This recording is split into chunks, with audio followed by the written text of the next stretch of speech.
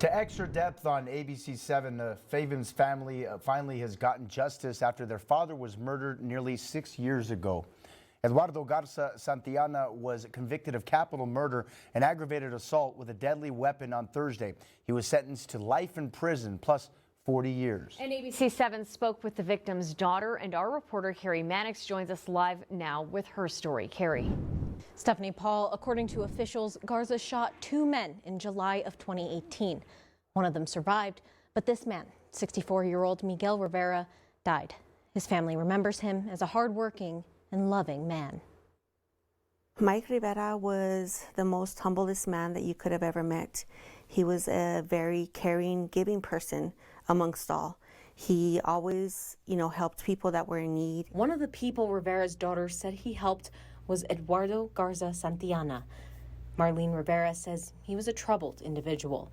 She says her father wanted to help him, so he hired him to be his ranch hand. He, just gave him the opportunity, a second opportunity to do better for himself.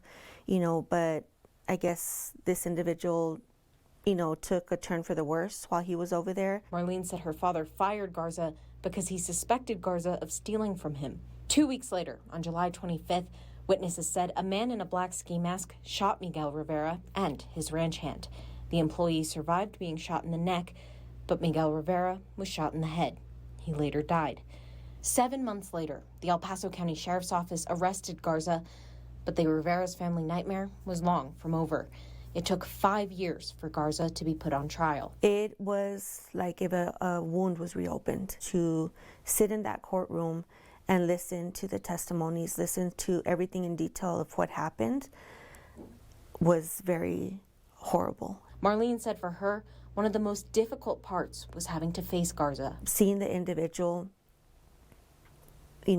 not have any remorse, him standing there, like with no care in the world.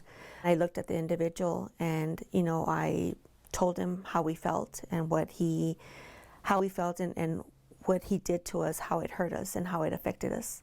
Never looked up at me once. Marlene said she's grateful justice was finally served, but it won't bring her father back. No sentence would ever be enough, for what he did to my dad.